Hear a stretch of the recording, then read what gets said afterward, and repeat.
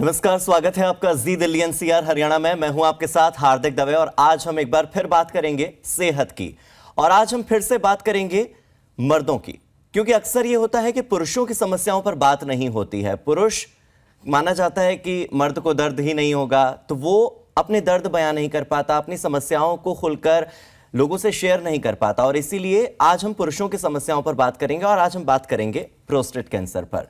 Prostate cancer एक गंभीर बीमारी है जो पुरुषों को प्रभावित करती है। ज्यादातर करीब 60% मामले 65 साल से ज्यादा की उम्र के जितने व्यक्ति होते हैं, पुरुष होते हैं, उनमें पाए जाते हैं। लेकिन अक्सर सवाल यही उठता है कि क्या हम प्रोस्टेट कैंसर से पीड़ित हैं या नहीं।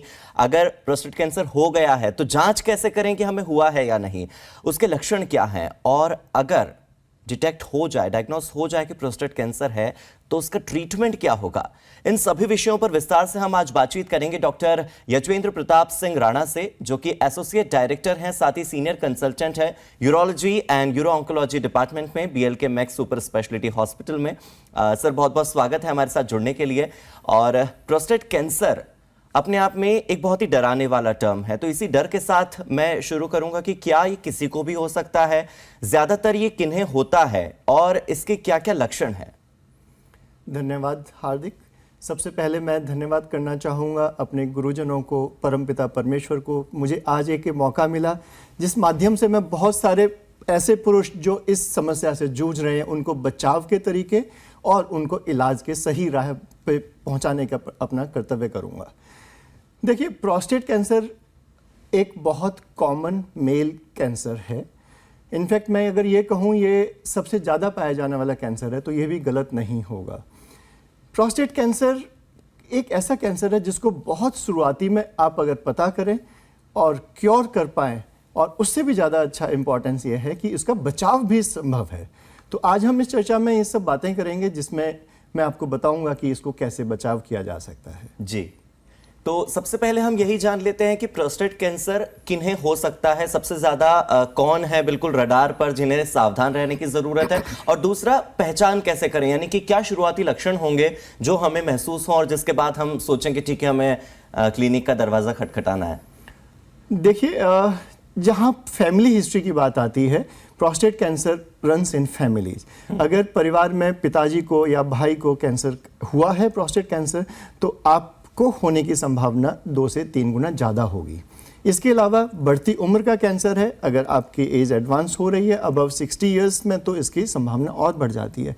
अच्छा, जो लाइफस्टाइल की बातें हैं, obesity, smoking, high risk lifestyle, जो आमतौर पे आज की डेट में सभी को पता है लेकिन फॉलो नहीं करते हैं, तो ये सब जो चीज़ें हैं, आपके सेडेंट्री लाइफस्टाइल रहना और स्मोकिंग बहुत करना और इसमें यूरिन की जो भी अर्ली सिम्टम्स हैं उनको इग्नोर करना, ये सब चीज़ें आपके प्रोस्टेट कैंसर को डिले करने में रिस्पॉन्सिबल होती हैं। डॉक्टर राणा, ये तो वो बात हो गई कि कैसे हम अपने सावधानी बरत सकते हैं कैंसर होने से पहले, लेकिन ये कैसे पता करें कि शायद हमारे शरीर में कुछ बदल रहा है, किसी पर्टिकुलर ऑर्गन में कोई अंतर नजर आता है या इंटरनली हमें कुछ फील होता है, क्योंकि कैंसर होने पर ऐसा कहा जाता है कि वजन अचानक से घटने लगता है या और भी बहुत सारे जो परिणाम होते हैं, भूख कम लगने लगती है, लेकिन ये तो हर कैंसर में। ये कैसे पता करें कि हमें प्रोस्टेट कैंसर ही होने वाला है या है, ऐसे कैसे पता करेंगे? इसके लिए समझना ये जरूरी है प्रोस्टेट होता क्या है। प्रोस्टेट एक छोटा सा ऑर्गन है, अखरोट के साइज का, ब्लैडर और यूरेथ्रा के एकदम ओपनिंग पर होता है। ये जैसे प्रोस्टेट एनलार्ज होता है तो उसके अंदर यूरिन का पैसेज ब्लॉक हो जाने की वजह से काफ़ी सारे साइन सिम्टम्स आते हैं, जैसे बार बार यूरिन के लिए उठना, फ्रीक्वेंसी हुई, अर्जेंसी हुई, इजैकुलेशन में पेन होना। ये एक ऐसा सिम्टम है जहाँ पे वीरस क्लन में अब थोड़ा सा दर्द होने लगा है, और इसके अलावा पेशाब में ब्लड आना। ये सारे सिम्टम्स हैं जो कि अर्ली आपको बता पाएंगे कि हाँ, प्रोस्टेट की कुछ तकलीफ चल रही है। अब ऐसी तकलीफ या तो साधारण प्रोस्टेट के एनलार्जमेंट जिसको BPH कहते हैं उसमें हो सकती है, या फिर कैंसर्स हो सकती है। तो दोनों का ही डायग्नोसिस बहुत ईजी है। अब आपको सिर्फ इतना समझदारी रखनी है कि अपने साइन सिम्टम्स को इग्नोर नहीं करना है। कुछ भी तकलीफ यूरिन से रिलेटेड है, सेक्स से रिलेटेड है, इजैकुलेशन से रिलेटेड है, प्लीज़ उसको ओपन अप होकर अपने डॉक्टर से ज़रूर बताइएगा, क्योंकि ये माना जाता है कि बस ये जो तकलीफ़ है ना, ये यूरिन की एज के साथ में आती हैं। पहले आप खड़े होकर यूरिन पास करते थे, अब बैठ के जोर लगा कर यूरिन पास कर रहे हैं, शायद धार भी नहीं आ रही है, पेशाब की धार बहुत कम हो गई है। तो ये सब लक्षण रहते हैं कि इसका मतलब प्रोस्टेट आपको तकलीफ दे रही है। जब पत्नी प्रेग्नेंट होती है तो कहा जाता है कि बच्चा पेट में पल रहा है, लेकिन उसी समय कहा जाता है कि वो बच्चा कहीं ना कहीं पुरुष के दिमाग में भी पल रहा होता है। यानी कि पुरुष जो हैं वो टेंशन और कहीं ना कहीं तनाव से हमेशा घिरे रहते हैं। इतनी जिम्मेदारियां पुरुषों के कंधों पर होती हैं कि कई बार तो हम ये समझ ही नहीं पाते कि पुरुष कितना कुछ हैंडल कर रहे हैं, और वो भी इसी में आगे बढ़ते रहते हैं कि ठीक है, ये टेंशन तो लाइफ का एक हिस्सा है। लेकिन क्या टेंशन, तनाव या कहें कि डिप्रेशन या कोई और साइकोलॉजिकल फैक्टर ऐसा है, हमारी दिमागी हलचल कोई ऐसी है जो कि सीधे अफेक्ट करती हो हमारे प्रोस्टेट को और प्रोस्टेट कैंसर की ओर हमें ले जाती हो आगे? ये आपने बहुत बहुत इंपॉर्टेंट क्वेश्चन उठाया हार्दिक जी। देखिए, तनाव, स्ट्रेस, ये जो वर्ड्स है ना, मैं चाहूँगा समाज से ना इनको डिलीट मारना चाहिए जी। कुछ भी काम करते हैं तो ये एक नेचुरल रिस्पॉन्स आता है कि हमें एक्टिव रहना है, हमें काम करने।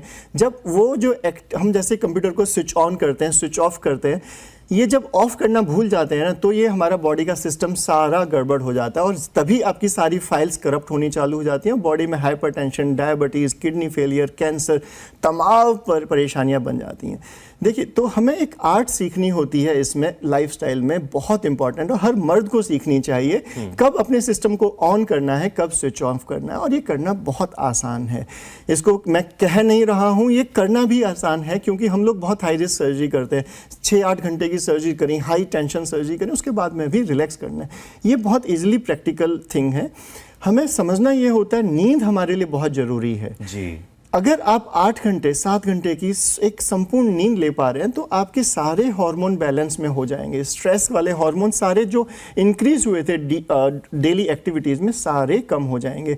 नींद की दवाइयाँ लेना, नींद के लिए अल्कोहल का करना, ये सब चीज़ें हैं, ये आपको स्टिमुलेट करके रखते हैं, आपके सिस्टम को जगाए रखेंगी, लेकिन कहीं ना कहीं शरीर में नुकसान करेंगी। आज नहीं तो कल इसका खामियाजा आपको ही भुगतना होगा। डॉक्टर राणा, वैसे तो आपके इंट्रोडक्शन में मैंने पढ़ लिया कि आप यूरोलॉजिस्ट हैं, ऑन्कोलॉजिस्ट हैं, लेकिन कई बार आपको एज ए साइकोलॉजिस्ट भी वर्क करना पड़ता होगा। कई तरह की चुनौतियां सामने आती होंगी। जब पेशेंट्स आते हैं जिनके अंदर प्रोस्टेट कैंसर डिटेक्ट हो गया, डायग्नोस हो गया, तो उसके बाद किस तरह का चैलेंज आप फील करते हैं कि पेशेंट्स के साथ दिक्कत क्या आती है? मतलब एक तो इग्नोरेंस आपने बता ही दिया कि एक तो इग्नोर करते हैं पुरुष की हमें कोई दिक्कत है भी। अच्छा, डायग्नोस हो गया, उसके बाद क्या चुनौती आप महसूस करते हैं कि पेशेंट के साथ आती है ट्रीटमेंट में या आगे चलकर कुछ? देखिए, सबसे पहली चीज़ तो आज की डेट में ना सारी इन्फॉर्मेशन गूगल पे ऐसे अवेलेबल है कि जैसे पीएसए इंक्रीज हुआ, आपका बस ट्रिगर स्टार्ट हो गया। स्टार्टिंग वहीं से होती है कि कैंसर इज एडवांस, लीथल और आपके जान को पूरा खतरा। पेशेंट जब आते हैं प्रिपेयर्ड, पहले ही बहुत डिप्रेस्ड होते हैं, इतने ज़्यादा टेंशन में रहते हैं कि उसका पीएसए इंक्रीज हुआ। तो यहाँ पे मैं बताना चाहूँगा कि गूगल की इन्फॉर्मेशन एक लिमिटेड इन्फॉर्मेशन की तरह ही आप यूज़ करें। बाकी सारी चीज़ें आपको बहुत सारे बैलेंस में डॉक्टर से समझनी चाहिए। जैसे प्रोस्टेट कैंसर, अभी एक पीएसए इंक्रीज हुआ, काफ़ी हद तक पीएसए इंक्रीज इन्फेक्शंस में भी होता है। हमेशा ज़रूरी नहीं है कि वो कैंसर की वजह से ही हो। उसके लिए और कन्फर्मेटरी टेस्ट करने होते हैं, हमें बायोप्सी करनी होती है, फिर स्टेजिंग करनी होती है। और अधिकतर स्थितियों में ये होता है कि शुरुआती कैंसर्स बिल्कुल क्योर हो जाते हैं, मतलब जो था बीमारी उसको जड़ से अगर हमने निकाल दिया तो वो बिल्कुल ठीक हो गई। इसमें किसी तरह का तनाव होने की ज़रूरत ही नहीं है। आप कह रहे हैं कि जड़ से निकाल दिया, यानी कि ऐसा कोई तरीका है जिस वजह से प्रोस्टेट जैसी ग्लैंड में कैंसर होने के बाद आप उसको जड़ से समाप्त कर सकते हैं? यानी कि इसका क्योर भी है, इसका ट्रीटमेंट भी है? यस। कैसे? क्योंकि हर डॉक्टर का इलाज अलग अलग होता है। आपके इलाज की टेक्निक क्या है? आप कैसे अपने पेशेंट्स का ट्रीटमेंट करते हैं सर? देखिए, हम विश्वास करते हैं कि अर्ली डायग्नोसिस हमेशा बहुत मददगार होता है और अर्ली डायग्नोसिस में आपके क्योर पॉसिबल होते हैं। और इससे भी पहले मैं विश्वास रखता हूं कि प्रिवेंशन ही हमेशा बेटर रहती है क्योर से पहले। तो अब अगर हमने डायग्नोसिस कर लिया, और डिजीज़ प्रोस्टेट कैंसर को 3 स्टेजेस में हम लोग करते हैं, अर्ली, इंटरमीडिएट और लेट। अगर अर्ली डिजीज़ है उसमें आज की स्थिति में रोबोट अवेलेबल हैं। रोबोटिक सर्जरी करके हम सिर्फ प्रोस्टेट ग्रंथि को निकालते हैं और हमारा एक्सपर्टीज़ रहता है उस चीज़ में कि प्रोस्टेट को ही निकाला जाए, आसपास की नसें पूरी सेव की जाएं, स्फिंक्टर सेव किया जाए जिसमें यूरिन का कॉन्टिनेंस अच्छा रहे, इरेक्शंस की संभावना भी अच्छी बनी रहे और जो स्थिति पेशेंट्स की पहले थी डायग्नोसिस से पहले वही ऑलमोस्ट 2 या 3 हफ्ते बाद पूरी रिस्टोर हो जाए। तो यही एक्सपर्टीज़ है और आजकल रोबोट की विधि से बहुत अच्छे से ये मुकाम पे पहुंचाया जा सकता है कि अर्ली डिजीज़ को हमने जड़ से हटा दिया। उसके बाद में आपके पास सिर्फ सर्वेलेंस करने की जरूरत होगी, इसके अलावा प्रोस्टेट के लिए तो लाइफ लॉन्ग चिंता करने की जरूरत ही नहीं। सर ये तो अर्ली स्टेज हो गया, आपने 2 स्टेज का और जिक्र किया, लेकिन अर्ली स्टेज में ऑपरेशन पॉसिबल है, उसे जड़ से निकालना पॉसिबल है, लेकिन कई बार ऐसा भी हो जाता है कि प्रोस्टेट कैंसर जो है यानी जो कैंसर सेल्स हैं, टिश्यूज हैं, वो और ऑर्गन्स तक भी फैल गए, तो ऐसे में ऑपरेशन जो है वो उतना सक्सेसफुल नहीं है। तो क्या इम्यूनोथेरेपी, हार्मोन थेरेपी या कीमोथेरेपी, ऐसे कई तरह की जो थेरेपीज हैं, क्या ये भी हेल्पफुल होती हैं? क्या इसके लिए भी आप कभी जाते हैं, और अगर जाते हैं तो क्या वो पेशेंट्स अलग होते हैं, उनका क्राइटेरिया अलग होता है? देखिए, अर्ली स्टेज में हमने क्योर बताया, सर्जिकली रोबोट से हमने निकाल दिया जी। इंटरमीडिएट जो केसेस होते हैं वहां पे हमें कॉम्बिनेशन थेरेपी यूज करनी होती है, मतलब रोबोटिक सर्जरी भी करेंगे, साथ में कुछ हार्मोन इंजेक्शंस भी देंगे। जो एडवांस स्टेजेस आती हैं जहां पे प्रोस्टेट कैंसर, अब जो जड़ है वो प्रोस्टेट से फैल के आसपास के हिस्सों में, बोन्स में, लिम्फ नोड्स में पहुंच गई बीमारी, फिर भी कोई घबराने की बात नहीं है। इस स्टेज में भी काफ़ी हद तक आजकल इतनी अच्छी दवाइयां हैं, इंजेक्शंस हैं, कुछ इंजेक्शंस मंथली डोज में या 1 in 3 मंथली डोज में लगाए जाते हैं, इसको हार्मोन थेरेपी हम कहते हैं। ये इंजेक्शंस आपकी डिजीज़ को कंट्रोल कर देंगे। कंट्रोल होने के बाद में हम पीएसए मॉनिटरिंग करते रहते हैं और पीएसए जहां तक बिल्कुल कंट्रोल रहता है तो शायद सिर्फ ऑरल टैबलेट्स का ही काम रहता है। अगर बढ़ेगा फिर कीमोथेरेपी देनी होती है और इम्यूनोथेरेपी और भी लेट स्टेज में दी जाती है। कहने की बात यह है कि प्रोस्टेट कैंसर एक ऐसा कैंसर है जिसको हर स्टेज में बहुत सक्सेसफुली ट्रीट किया गया है और पेशेंट्स का बहुत अच्छे रिजल्ट्स रहते हैं हर स्थिति में। सर, क्योंकि आप खुद एक रोबोटिक सर्जन हैं और एक्सपर्ट हैं, और अगर हम अर्ली स्टेज की ही अगर बात कर रहे हैं तो ठीक है, उसी पर थोड़ा डिटेल हम बात करते हैं कि अगर रोबोटिक सर्जरी हो रही है तो क्या इसके साइड इफेक्ट्स हैं? क्योंकि कीमोथेरेपी के साइड इफेक्ट्स तो काफ़ी डराने वाले होते हैं, लोग इलाज से ही डरने लगते हैं। तो इस डर को कैसे खत्म किया जाए? क्या साइड इफेक्ट्स कम किए जा सकते हैं? क्योंकि जैसे जैसे विज्ञान आगे बढ़ रहा है, विकसित होता जा रहा है, साइंटिफिक रिसर्च हो रही है, एडवांसमेंट हो रहा है, तो कहीं ना कहीं हम साइड इफेक्ट्स को कम करने में सफल हुए हैं क्या? डेफिनेटली। आज से कुछ वर्ष पहले हम लोग लेप्रोस्कोपी करते थे, उससे पहले ओपन सर्जरी की जाती थी। ओपन सर्जरी में विजन बहुत अच्छा नहीं होता था, नसें नहीं हम उतना बचा पाते थे। अभी रोबोट के माध्यम से सर्जरी, ये प्रोस्टेट बहुत डीप होता है, पेल्विस में, ब्लैडर के नीचे हिस्से में होता है, तो वहाँ पर रोबोट के माध्यम से हम बहुत अच्छे से देख पाते हैं, नसों को सेव कर पाते हैं और जो स्फिंक्टर रहता है, यूरिन कंट्रोल मैकेनिज्म रहता है, इन सबको बहुत अच्छे से सेव कर पाते हैं। तो इस रोबोट के आने की वजह से ब्लड लॉस भी कम हुआ है, पेशेंट्स के सर्जिकल आउटकम्स इंप्रूव हुए हैं, कॉन्टिनेंस बेटर हुई हैं, इरेक्शंस भी बेटर हुए हैं। यानी कि आपका कहना यह है कि सेक्स लाइफ में बहुत ज़्यादा अंतर नहीं आता है। हालांकि देखिए, मतलब ये कहने की बात नहीं है, क्योंकि 65 साल से ऊपर के लोगों में हो रहा है तो कहीं ना कहीं एंड्रोपॉज की वजह से या फिर सेक्सुअल ड्राइव कम होने की वजह से सेक्स लाइफ इतना मैटर करती नहीं है। बावजूद इसके आप सेक्स लाइफ को भी सर्वाइव करने में सफल होते हैं, साथ ही साथ आप प्रोस्टेट कैंसर को भी डिलीट कर देते हैं बॉडी से। हार्दिक, सेक्स लाइफ मैटर करती है और हर स्टेज पे मैटर करती है। मैं बताना चाहूँगा और एक बहुत अच्छी इन्फॉर्मेशन यहाँ शेयर करना चाहता हूँ। ये हार्वर्ड का एक बहुत बड़ा लैंडमार्क स्टडी रही है। Ejaculation is something which is preventable for the cancer. Prostate cancer से अगर बचाव चाहते हैं तो इसमें, इस स्टडी में देखा गया है कि 21 टाइम्स इन अ मंथ अगर एक कोई मर्द इजैकुलेट करता है थ्रू मास्टरबेशन या सेक्स के थ्रू, सेफ सेक्स के थ्रू, तो उसके प्रोस्टेट कैंसर होने की संभावना 30% कम हो जाती है। सो लाइफस्टाइल, डाइट जो कि प्लांट बेस्ड डाइट है, इसके अलावा एक्सरसाइज, और ये चौथा जो इजैकुलेशन है। बिकॉज प्रोस्टेट क्या होता है? प्रोस्टेट एक एक्सेसिव सेक्सुअल ऑर्गन, ये जो सीमेन निकलता है, मर्दों में वीर्य निकलता है, वो प्रोस्टेट के सिक्रीशंस के थ्रू ही निकलता है। और प्रोस्टेट के जो सिक्रीशंस होते हैं उनमें भी कुछ इन्फ्लेमेटरी मार्कर्स होते हैं। अगर वो अंदर बहुत टाइम तक रहेंगे, सीमेन के थ्रू बाहर नहीं निकल रहे हैं, तो अंदर वो सूजन पैदा करते हैं। सूजन पैदा होने की वजह से क्रॉनिक इन्फेक्शन, इन्फ्लेमेशन।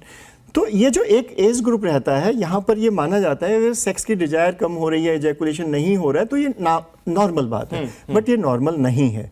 अगर आपको सेक्स में तकलीफ आ रही है, ये एक अर्ली मार्कर है कि आपकी बॉडी हेल्दी नहीं है। आपको डॉक्टर के पास, यूरोलॉजिस्ट के पास आना चाहिए और हम उस स्थिति में आपके मार्कर्स चेक करते हैं, टेस्टोस्टेरोन भी चेक करते हैं, आपका ब्लड प्रोफाइल चेक किया जाता है, लिपिड, हार्ट की कंडीशन, बिकॉज जो पेनिस की नसें होती हैं वो सबसे छोटी छोटी नसें होती हैं। मतलब कहा यह जाता है कि हार्ट अटैक से पहले पिनाइल अटैक होता है। पिनाइल अटैक मतलब इरेक्टाइल डिसफंक्शन। तो अगर ये चीज़ें आ रही हैं, ये प्रोस्टेट के साथ इंटरलिंक्ड हैं। अब ये इंटरलिंकिंग चीज़ों के लिए अगर हमने करेक्शन के स्टेप लिए, कहा जाता है कि healthy habits creates healthy life. तो जो मैं बातें बार बार दोहरा रहा हूँ, ये सिर्फ मकसद यही है कि आप मेरी बात को सुनकर कुछ ना कुछ परिवर्तन जरूर लाएंगे, और उसके साथ में आपकी डिजीज को भी क्योर मिलेगा, प्रोस्टेट कैंसर को भी अर्ली इसमें, और अच्छी हेल्दी सेक्सुअल लाइफ भी आप जी पाएंगे। एक बहुत इंपॉर्टेंट जानकारी और रिसर्च आपने साझा की कि अगर आपकी सेक्सुअल लाइफ हेल्दी है तो प्रोस्टेट कैंसर होने के चांसेस जो हैं वो 30% तक कम हो जाती हैं। ये बहुत ही ज़रूरी इंफॉर्मेशन लोगों तक पहुंची। सर, आपने मार्कर्स का जिक्र किया। वैसे तो बहुत सारे मार्कर्स होते हैं, लेकिन विदेशों में मॉलिक्यूलर मार्कर्स का इस्तेमाल बहुत ज़्यादा होता है। अपनी एक पहले से ही हेल्थ रिपोर्ट लोग तैयार कर लेते हैं कि आने वाले 10 सालों में ऐसी कौन कौन सी बीमारियां हैं जिससे हम जूझ सकते हैं या जिससे हमें सावधान रहने की ज़रूरत है। तो क्या इस तरह के मॉलिक्यूलर मार्कर्स वाली रिसर्च इंडिया में भी हो रही है? क्या आप जैसे डॉक्टर्स हैं वो मॉलिक्यूलर मार्कर्स पर काम कर रहे हैं, या इन मार्कर्स को पहले ही खोज लिया जाए ताकि हम पहले ही डिटेक्ट कर लें कि इस व्यक्ति को ये प्रॉब्लम आ सकती है, तो आप अभी से सावधान हो जाइए? क्या ऐसा कुछ संभव है? डेफिनेटली ऐसा हो रहा है, और काफ़ी सारी रिसर्चेज का तो मैं भी एक हिस्सा हूँ। जेनेटिक मार्कर्स हम लोग कर रहे हैं, मॉलिक्यूलर टेस्टिंग भी कर रहे हैं। इसमें हम लोग पेशेंट्स के ब्लड सैंपल लेके इनको हाई रिस्क स्ट्रेटिफिकेशन करते हैं। जहाँ तक ये तो एक वो बात हुई कि एक हमने जन्म पत्री बना के दे दी कि आपको ये डिजीज़ आगे होने की संभावना है, लेकिन जन्म पत्री जैसे साधारण सी बात है। अगर आप अल्कोहल, स्मोकिंग और अच्छी हैबिट्स, लाइफस्टाइल नहीं कर रहे हैं तो आपको पता ही है कि कुछ टाइम बाद किडनी फेलियर, प्रोस्टेट कैंसर ये होने ही वाले हैं।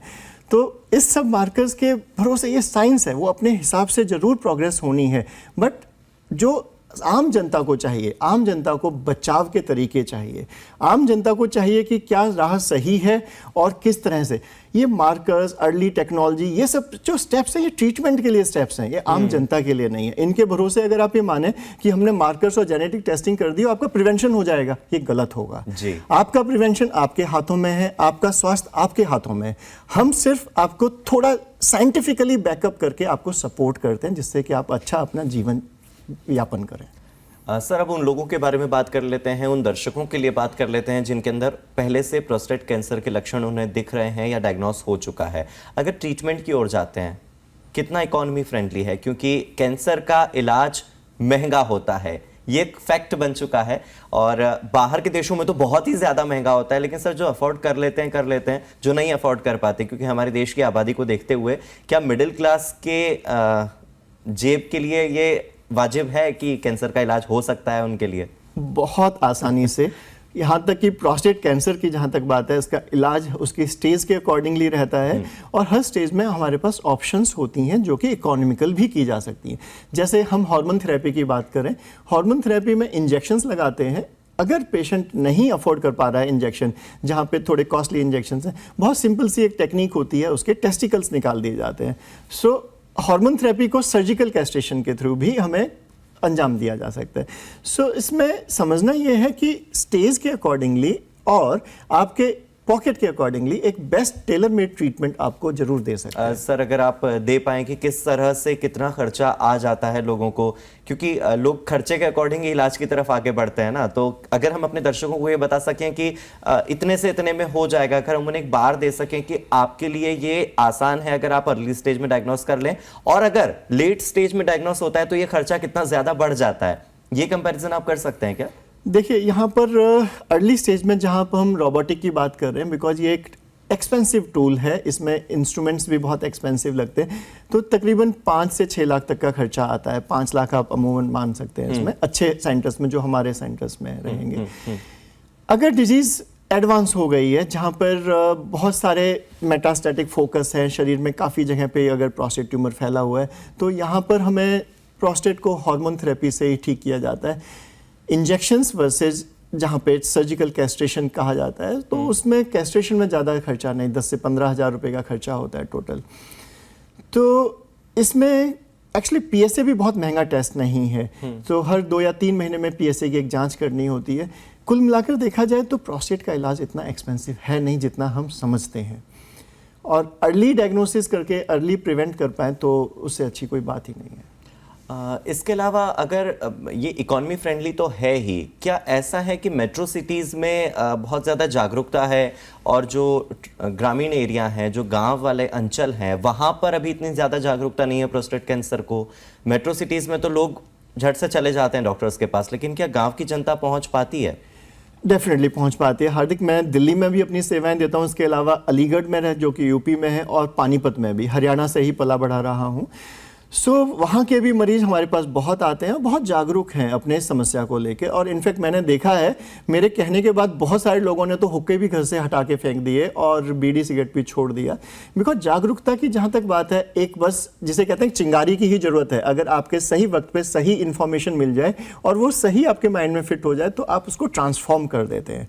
तो वही ट्रांसफॉर्मेशन के लिए हम लोग जाते हैं समाज में, पेशेंट्स को ट्रीट करते हैं, केयर करते हैं। और आजकल पेशेंट्स अवेयर हुए हैं क्योंकि गूगल्स और इंटरनेट का माध्यम है, न्यूज़पेपर का माध्यम है, गांव-गांव तक न्यूज़पेपर में भी इंफॉर्मेशन जाती है। अपने अर्ली सिम्टम्स को भी ले, क्योंकि आज जैसे मैंने एजैकुलेशन, सेक्स, ये सब बातें करी टीवी के माध्यम से, तो लोगों को एक आता है कि ये सब बातें बंद कमरे की नहीं है।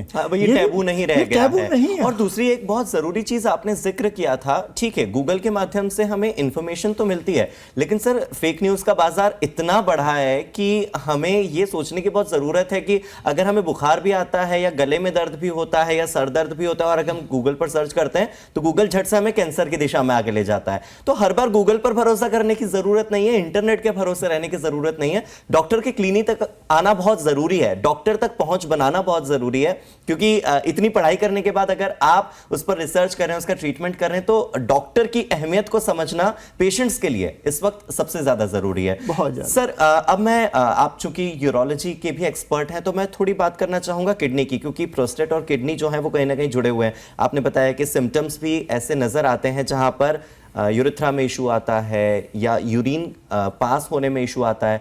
तो क्या किडनी के भी ऐसे कोई इश्यूज होते हैं जो कि डायरेक्टली लिंक्ड होते हैं प्रोस्टेट कैंसर के साथ, या एज ए यूरोलॉजिस्ट आप किस किस तरह की समस्याओं को इस वक्त सबसे ज्यादा देख रहे हैं पुरुषों में?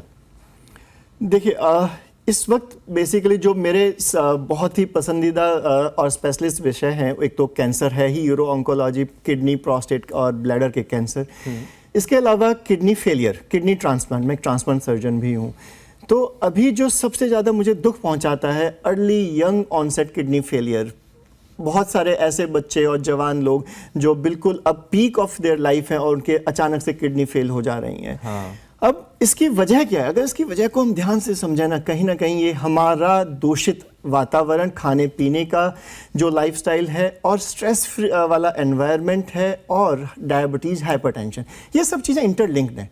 बॉडी के अंदर एक बॉडी बायोकेमिकल फैक्ट्री है बेसिकली।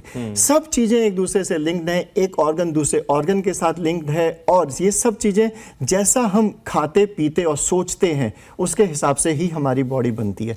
उसी तरह से हमारे डिजीज़ बनती हैं, और हर डिजीज़ का प्रिवेंशन आपका स्टार्ट हो जाता है करेक्ट थिंकिंग से, करेक्ट ईटिंग से, और सही तरह से अपनी एक्सरसाइज और जीवन यापन करना, लाइफस्टाइल मेंटेन करके रखना। कभी ये भीड़ भाड़ एकदम हाबड़ ताबड़ और ये जो एंग्जाइटी वाला एनवायरनमेंट और ये जो इस तरह की तनावपूर्ण माहौल में जीने की एक आदत सी हो गई है ना, जिसको हम लोग नॉर्मल मानने लगे हैं, ये एक बहुत एबनॉर्मल चीज़ है। अगर यही सब चलता रहा तो मानव संस्कृति का ये विनाश बहुत ही जल्दी पहुँच जाएगा। क्योंकि सारी चीज़ें हम लोग अब मानने लगे हैं कि बस ये सब चीज़ें एक रेस लगी हुई है, और बीमारियां हो जाएंगी तो करेक्ट कर लेंगे। बॉस, पहले बीमारी को बचा लो, बचाना ही सबसे इम्पॉर्टेंट है। किडनी फेलियर के लिए भी सबसे इम्पॉर्टेंट चीज़ है जो मैंने बताई, हाइपरटेंशन, इन सबको कंट्रोल। तो सावधानी रखना सबसे महत्वपूर्ण है, अर्ली डिटेक्शन सबसे महत्वपूर्ण है, और जल्दी जागना, सिर्फ सुबह सुबह नहीं, अपनी बीमारियों को लेकर जल्दी जागना भी बहुत जरूरी है। डॉक्टर राणा, बहुत बहुत शुक्रिया हमारे साथ जुड़ने के लिए और बातचीत करने के लिए, क्योंकि प्रोस्टेट कैंसर एक ऐसा विषय है जिस पर या तो लोगों को आधी अधूरी जानकारी होती है या गलत इंफॉर्मेशन होती है, और इसी गलत इंफॉर्मेशन की वजह से लोग सही इलाज और सही जगह तक नहीं जा पाते। हमें सही जानकारी देने के लिए बहुत बहुत शुक्रिया, उम्मीद देने के लिए बहुत बहुत शुक्रिया, और बहुत ही राहत भरा यह इंटरव्यू रहा, क्योंकि इस पूरे इंटरव्यू के बाद प्रोस्टेट कैंसर को लेकर हमारे मन में जितनी भी भ्रांतियां थी वो सभी दूर हो गई हैं, जितने भ्रम थे वो सभी दूर हो गए हैं। अभी के लिए फिलहाल इतना ही, यहां रुकते हैं एक छोटे से ब्रेक के लिए।